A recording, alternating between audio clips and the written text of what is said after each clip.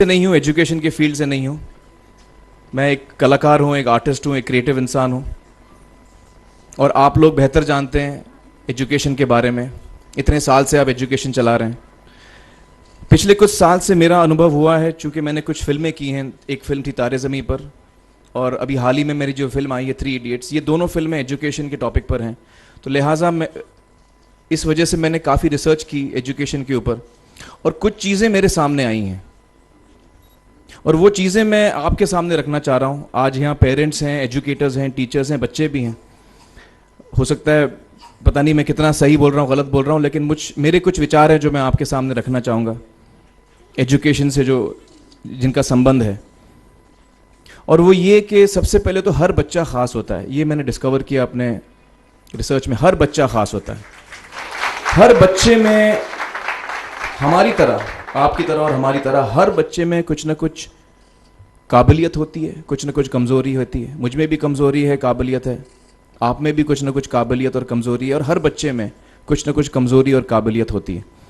और हमें as parents, as elders, as education system, हमें हर बच्चे की खासियत को पहचानना है, उससे मदद करनी है। उसकी क्या खासियत है, उसका क्या दिल चाहता है, उसे किस चीज़ में खुशी मिलती है, वो हमें उसको हेल्प करना है कि हम उसको वो ढूंढ सके, और उसमें हमें सपोर्ट करना है। और जो उसकी कमज़ोरी है उसमें हमें उसको सपोर्ट करना है। मुझे अक्सर एजुकेशन इंस्टीट्यूट्स मुझे बोलते हैं कि हम हमारे स्कूल में सारे बच्चे पास होते हैं, हमारे स्कूल में सारे बच्चे फर्स्ट आते हैं, या हम जो बोर्ड एग्ज़ाम है उसमें हमारे सारे बच्चे पास होते हैं। मुझे एक सवाल पूछना है कि हमारे कितने बच्चे खुश हैं? सबसे बड़ा सवाल मेरा ये है, how many of our children are happy?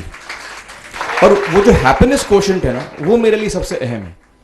क्योंकि देखिए, पढ़ाई लिखाई तो हम सीख ही लेते हैं। जब मुझे कोई चीज़ सीखनी होती है तो मैं कुछ ना कुछ करके सीख ही लेता हूँ। हमारी फिल्म 3 इडियट्स जब रिलीज़ होने वाली थी, रिलीज़ से पहले हमने कई स्क्रीनिंग्स रखे थे, टेस्ट स्क्रीनिंग जिसको हम कहते हैं, जिसमें कि हम ऑडियंस जैसे आप लोग हैं उनको बुलाते हैं, फिल्म दिखाते हैं, उनसे पूछते हैं कि फ़िल्म कैसी लगी। ऐसे एक टेस्ट स्क्रीनिंग हमने किया था। बम्बई में एक फैक्ट्री में कारीगर लोग काम करते हैं, तो करीब 25-30 कारीगर आए थे उस स्क्रीनिंग में। स्क्रीनिंग के बाद उनका एक कारीगर था, उसने मुझसे एक सवाल पूछा। उसने मुझसे ये पूछा, आप लोगों ने फिल्म देखी है 3 इडियट्स?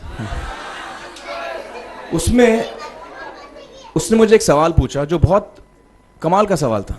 उसने मुझे ये सवाल पूछा कि सर, पिक्चर के अंत में हमें पता लगता है कि आप तो रणछोड़ दास थे ही नहीं, रैंचो तो थे ही नहीं आप, तो सर्टिफिकेट तो आपको मिला नहीं, वो तो जावेद जाफरी को मिल गया। तो आप इतने बड़े साइंटिस्ट कैसे बन गए? इतने बड़े पेटेंट्स, 400 पेटेंट्स, जापानी लोग आपके पीछे पड़े हैं, तो आपको सर्टिफिकेट तो मिला नहीं, तो आप इतने बड़े साइंटिस्ट कैसे बन गए?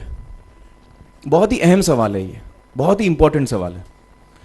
और ये जो मुद्दा है उसके हार्ट में जाता है ये, कि जब मैं एग्जाम के लिए रट के जवाब देता हूं और वो जवाब में मुझे नंबर मिलते हैं और मैं पास हो जाता हूं, तो मेरे हाथ में एक पर्चा आता है जो मुझे कहता है कि मैं पढ़ा लिखा हूं।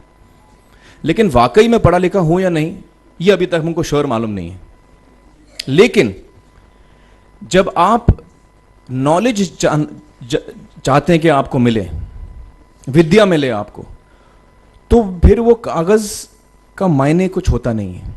तो मैंने उसको जवाब में 2 सवाल पूछे। मैंने बोला उसको कि भैया, आपको क्या लगता है मैं अच्छा एक्टर हूं? उसने बोला हाँ, देश भर में आप सब लोग मानते हैं आपको, आप अच्छे एक्टर हैं। मैंने उससे कहा कि भैया, मेरे पास कोई सर्टिफिकेट नहीं है जो कहता है कि मैं अच्छा एक्टर हूं। मेरे पास कोई कागज नहीं है जो मुझे बोलता है कि मैं अच्छा एक्टर हूं। मैंने फिर उससे एक सवाल पूछा कि मैंने सुना आप बहुत अच्छे कटर हैं, आपके जो बॉस मुझे बताते हैं कि आप उनके मेन कटर हैं और आपकी बड़ी इज्जत करते हैं वो, आपके पास कोई पर्चा है, सर्टिफिकेट है जो मुझे बताता है कि आप कटर हो? उसने बोला नहीं सर। तो मैंने बोला आपका जवाब आपको इधर ही मिल गया। Education is beyond marks, education is beyond grades, education is what you learn. और मेरी इच्छा है कि हिंदुस्तान में हम एजुकेशन को इस नज़रिए से देखें कि हम अपने बच्चों को वाकई शिक्षा दें। और शिक्षा हम खुशी से दें, क्योंकि शिक्षा में सिर्फ ज्ञान नहीं होता, शिक्षा में एक और चीज़ मिली हुई होती है, वो ये है कि हम अपने बच्चों को डेवलप करते हैं एज ह्यूमन बींग्स।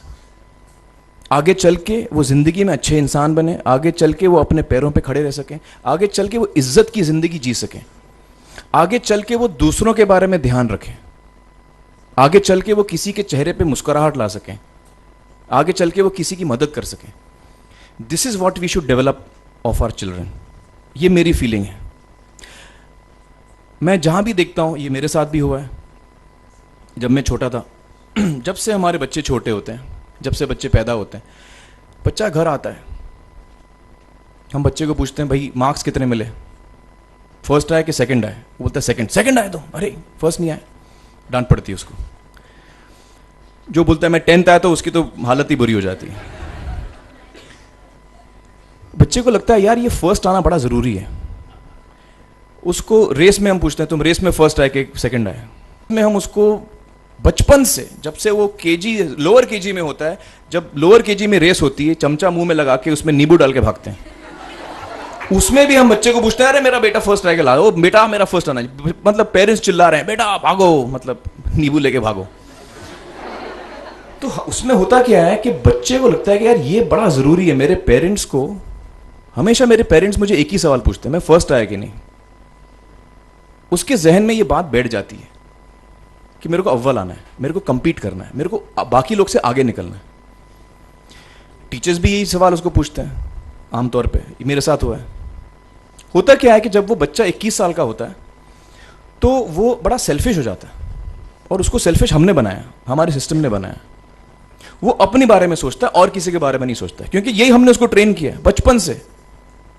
बचपन से हमने उसको यही ट्रेन किया कि बेटा तुम पहले आना, बाकी सब लोग को भूल जाओ। तो जब वो नौजवान बनता है तो उसका नजरिया सोसाइटी की तरफ यही हो जाता है कि भैया मुझे आगे बढ़ना है, बाकी सब बाय हुक और by crook I must succeed, I don't care about anybody else. मेरा ये दिल कहता है, मेरा ये दिल चाहता है कि अगर हम जितने यहां पेरेंट्स हैं, एडल्ट्स हैं, यंगस्टर्स हैं जो कल जाके पेरेंट्स बनेंगे, अगर हम अपने बच्चों को ये सीख दें जब वो छोटे हैं, जब वो घर आए हम उसको ये सवाल पूछें, ये नहीं पूछें कि मार्क्स कितने मिले, उसको ये पूछें कि बेटा आज तुमने किसकी मदद की,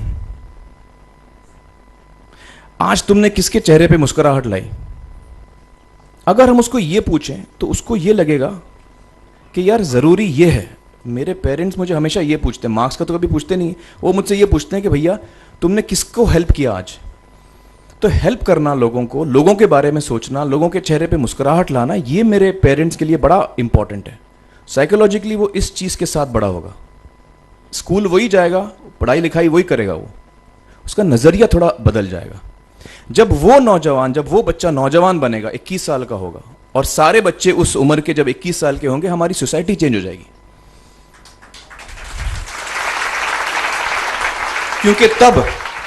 क्योंकि तब हमारी सोसाइटी में ऐसे नौजवान होंगे जो खुद के बारे में नहीं सोच रहे हैं, दूसरों के बारे में सोच रहे हैं। तो मुझे लगता है कि सबसे बड़ी चीज जो हमारे एजुकेशन सिस्टम में मैं देखना चाहूंगा, जो मैंने अपने स्कूल लाइफ में नहीं देखी, कि हमको ये अहमियत इस पे दी जा रही है कि हम अपने आसपास के बच्चों को कितना हेल्प कर रहे हैं।